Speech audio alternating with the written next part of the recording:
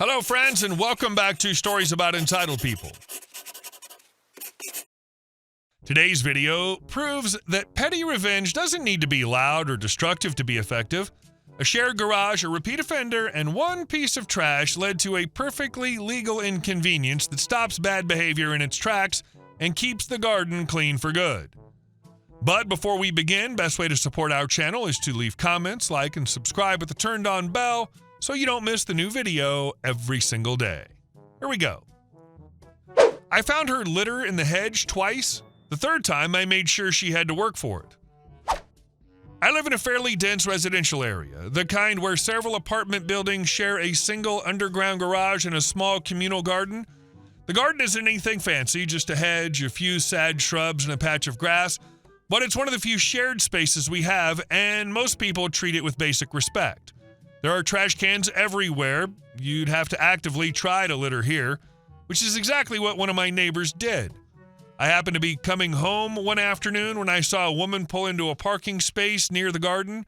She sat in her car for a moment, fiddling with something in the center console, and then casually opened the door and tossed a handful of trash straight into the hedge. Not an accident, not something that fell out, a deliberate flick of the wrist, like the hedge was a garbage can. I stood there for a second, honestly stunned. It wasn't even bulky trash, just small stuff, wrappers and receipts, but the sheer entitlement of it made my blood boil. She didn't look around, didn't hesitate. She just got out of her car, locked it, and walked away like that was completely normal behavior. This isn't laziness, it's a territorial test. The litter's a statement. My convenience outweighs our shared space, and I don't believe anyone will care enough to stop me. It's a small act of antisocial dominance. At first I thought about confronting her, but she was already gone, and frankly I didn't feel like getting into a shouting match in the parking garage with a stranger. Instead, I decided to do something small, something symbolic, something that said, "I saw you." I walked over, picked the trash out of the hedge, and neatly placed it on her windshield. I lifted her wipers and tucked the trash underneath so it wouldn't blow away. My hope, very naive as it turns out, was that she'd get the message. Someone noticed, someone cared. Maybe next time she'd use one of the many trash cans provided. I went upstairs feeling mildly satisfied, like I'd done a tiny public service. The next morning, I looked out the window and saw that her car was gone. For a brief moment, I thought that was the end of it. Then I noticed something else. The trash was still there. Not on the windshield this time, but dumped directly onto the parking spot where her car had been. That's when it stopped being about littering and started being about spite. She hadn't thrown the trash away. She hadn't even taken it with her. She deliberately removed it from her car and left it behind, like a little screw you to whoever dared call her out. That annoyed me far more than the original littering. The escalation is revealing. Returning the trash wasn't just dismissal, it was a counter-move. She reframed your correction as an aggression, making your act of cleanup the problem. This is the playground bully logic. How dare you make me acknowledge what I did? So I went downstairs again, picked up the trash for the second time, and this time brought it into my apartment.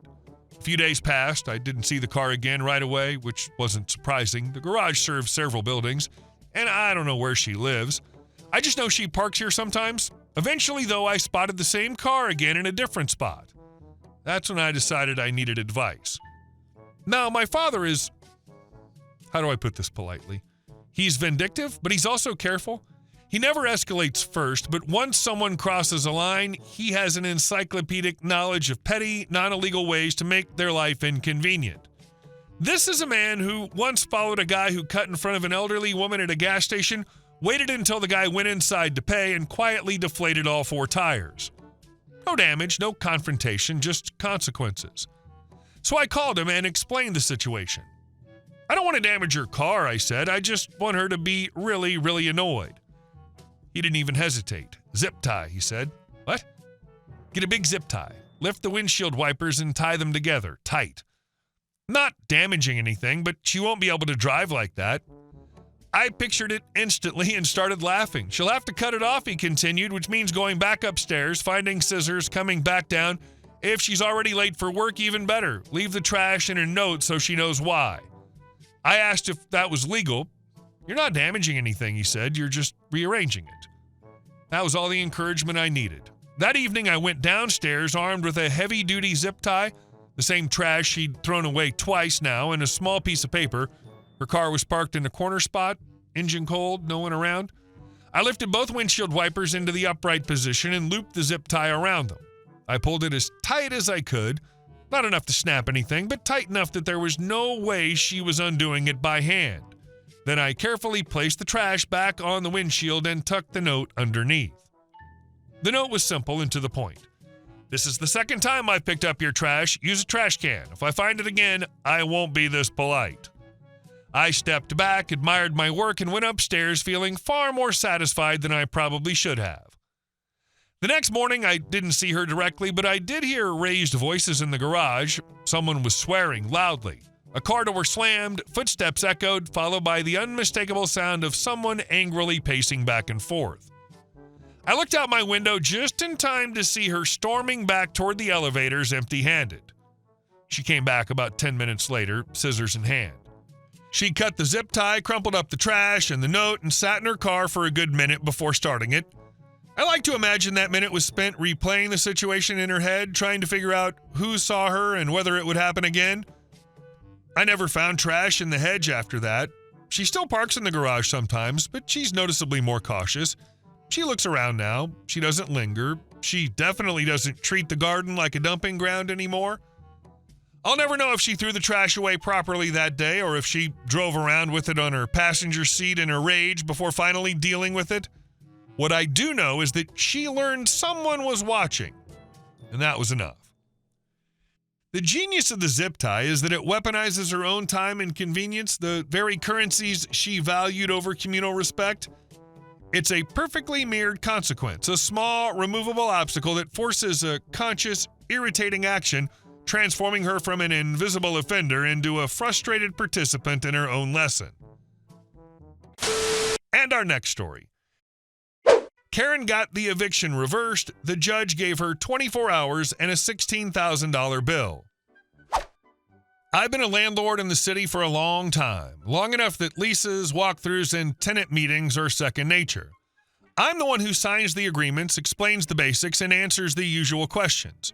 Most tenants don't want a full lecture on fine print, and honestly, most of the time they don't need one. 99% of my tenants pay on time, follow the rules, and we never have a single issue beyond the occasional leaky faucet or busted appliance. Then there was Karen. Karen had lived in one of my apartments for a while. She wasn't particularly memorable at first, which is usually a good sign. Quiet, older, polite in that overly soft way that makes you instinctively lower your voice when speaking to her.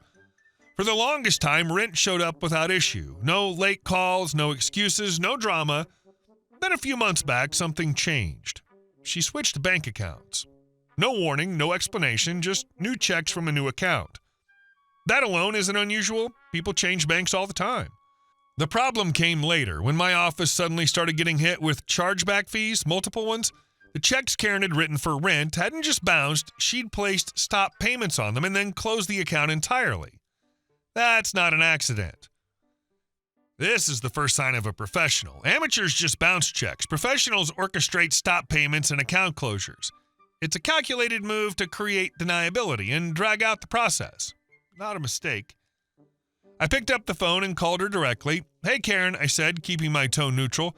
"Looks like your rent checks for the last few months bounced. I just wanted to make sure everything's okay." She sounded surprised. Almost too surprised. "Oh no," she said. "That must be some kind of mistake. I promise I'll get it fixed." I paused. Karen had been fine up until now. People do hit rough patches, especially older tenants on fixed incomes. I didn't want to jump straight to legal action. "All right," I said, "you've been a good tenant in the past. I'll give you a month." She thanked me profusely, told me how much she appreciated my understanding, told me how hard she was trying. A month came and went. No payment. I called again. "Karen, we still haven't received anything," I said. "At this point, I'm going to have to file for eviction." She broke down instantly. "Oh, God, no," she cried. "I'm an old woman. I can't afford to be evicted. I'm trying so hard to pay. Please, just give me another chance." I told her the truth. As long as you pay before the court date, the eviction doesn't have to go through. She agreed, promised she'd handle it. The court date arrived. She hadn't paid a dime. The judge ruled for a 24-hour notice to vacate. Clean, simple, by the book. Karen came up to me afterward, tears streaming, hands shaking. "Please," she begged. "I can't go anywhere else. I don't have anyone." I told her exactly what it would take. "The only way I could stop this," I said, "is if you pay the full debt, sign a new lease, pay first month's rent, and provide a new security deposit. And I don't think that's going to happen." She didn't argue. She just stared at me, hollow-eyed. I left thinking it was over. It wasn't. A few days later, my maintenance guy called me. "They're still there," he said. I assumed he meant Karen was packing up. He clarified, "No, still living there." I called the sheriff to schedule a set-out. That's when everything went sideways. According to the sheriff, the 24-hour notice was no longer valid. The eviction had been reversed because, allegedly, I'd struck a deal with Karen, giving her more time. I hadn't. I called the court. They confirmed it. The eviction was void because I had supposedly waived enforcement. Karen had called the sheriff and told him the court reversed the decision. Then she called the court and told them I had agreed to give her more time. She twisted my refusal into a verbal agreement and fed it to both sides. And somehow it worked. That's when I realized I wasn't dealing with a desperate old woman. I was dealing with a professional liar. Wow. She didn't just break the rules, she weaponized bureaucracy. By fabricating a verbal agreement, she turned the system's assumption of good faith against itself, paralyzing enforcement. It's a hack, not a plea. I'll be honest, my first reaction was disbelief. I replayed that conversation with Karen in my head a dozen times. Every word, every pause. There was no deal, no extension, no agreement of any kind. I had been very clear and very firm, but Karen had done something clever in the most infuriating way possible. She hadn't invented new words, she had reframed mine. "I'm sorry, I can't do that" had become, "We discussed it." "This isn't going to happen" had become, "We talked it through." And suddenly, according to official records, I was the one who had invalidated my own eviction. Still, I tried to give her the benefit of the doubt. Against my better judgment, I assumed confusion rather than malice. I sent her a formal email attaching a brand new lease agreement. I spelled everything out in writing, slowly and clearly. Past due rent, first month's rent, new security deposit, no exceptions. That's when her lawyer contacted me. Yes, her lawyer. The email was smug without even trying to hide it. Polite phrasing, sharp edges. According to him, Karen's original lease was still valid. My verbal deal had voided the eviction, and since there was no written termination, she was legally entitled to remain in the unit under the existing agreement. I read the email twice. Then I laughed. Because here's the thing. If Karen wanted to cling to that old lease like a life raft, then fine. We'd play this game by the lease. Fully, completely, painfully. I filed for eviction again, this time on clean, undeniable grounds. 5 months of unpaid rent. No ambiguity, no sympathy angle, just numbers. While preparing the filing, I did something I hadn't done in years. I read the entire lease. Not skimmed it, not jumped to the usual clauses. I read every page, every subsection, every buried paragraph that tenants usually wave off when signing. And the deeper I went, the more I realized just how badly Karen and her lawyer had miscalculated. By the time the new court date arrived, I wasn't angry anymore. I was calm. Karen showed up with her lawyer. She looked cheerful, not relieved, confident. She smiled at people in the hallway like she'd already won. Her lawyer wore that relaxed expression people get when they think the outcome is procedural, not substantive. The judge asked me to speak first. I explained the situation plainly. The bounced checks, the stop payments, the unpaid months, the previous ruling, the refusal to vacate. The judge turned to Karen's lawyer. He stood smoothly, confident. "Your Honor," he said, "Miss Karen cannot be removed from her home without a new notice. While she has not yet paid the past due rent, she and the landlord entered into a verbal agreement granting her time to do so. That agreement, made directly after the prior court date, invalidated the eviction. Therefore, her original lease remains valid, and she's entitled to proper notice under that lease." Legal jargon followed, precedents, formal phrasing. Very impressive. The judge nodded and turned back to me. "And landlord?" I took a breath. "Well, Your Honor," I said, "I agree with them." The lawyer blinked. Karen's smile widened. "Yes," I continued calmly, "they've made a compelling argument. Karen and I did make a deal. Her lease is still valid." I paused, then added, "which means the lease terms still apply in full, and I'd like to review a few of those terms for the court's clarity." The judge raised an eyebrow. "I assume you have copies?" I asked. "Yes," the judge said. "And you, counselor?" The lawyer nodded, still smiling. "Excellent," I said. Then let's start on page 2. That's where the room began to change. Slowly, methodically, irreversibly. I pointed to the document in front of all of us, the same lease Karen had been so desperate to keep alive. Page 2, I said, steady and polite, section 4, subsection A. The judge flipped the page. Karen's lawyer followed along, still confident, still unaware. After 10 days of non-payment, I continued. A late fee of $100 is applied. No reaction yet.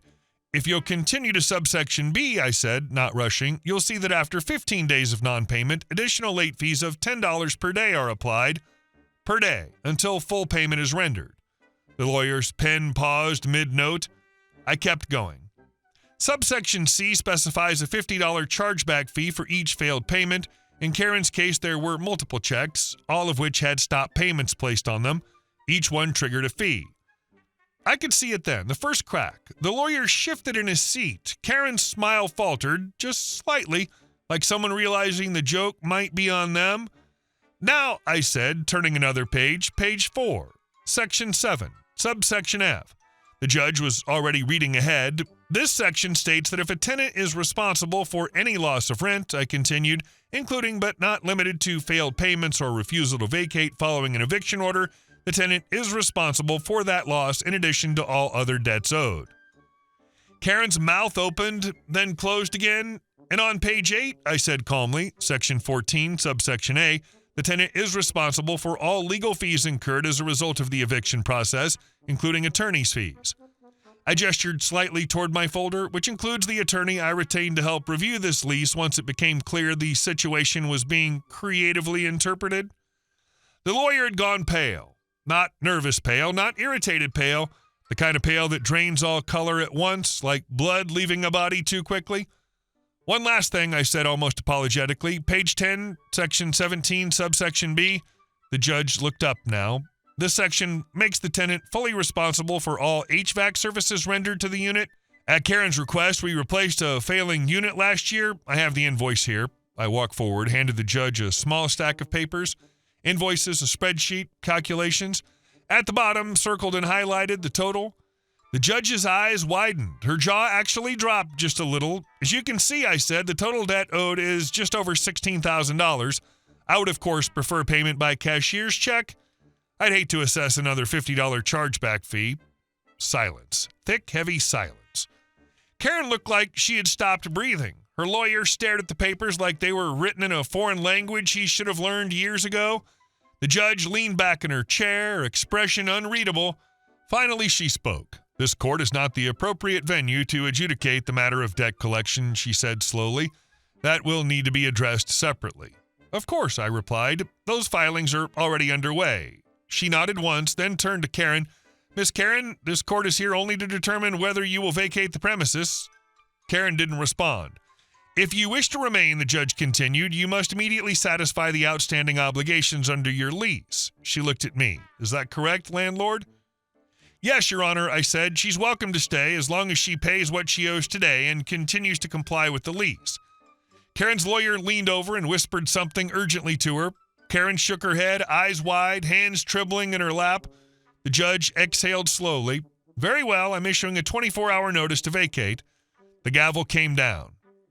Karen didn't cry. She didn't argue. She just sat there staring straight ahead as if the world had quietly rearranged itself without asking permission. The moment of total systemic collapse. Her entire strategy was based on exploiting the lease as a shield. You revealed it was actually a meticulously engineered financial trap, one she'd already sprung on herself. The silence isn't defeat, it's the sound of a house of cards realizing it's made of falling bricks. As we stood to leave, the judge added one final comment. And landlord? Yes? You'll want to pursue the outstanding balance in small claims court or a higher court, depending on jurisdictional limits? I nodded. Already filed, Your Honor. Outside the courtroom, Karen's lawyer wouldn't meet my eyes. Karen walked past me without a word. The unit was vacated the next day, empty, silent. Finally, mine again. And yes, between the recovered fees, the court judgment, and a performance bonus from my partners for handling the situation decisively, I came out ahead, financially and otherwise.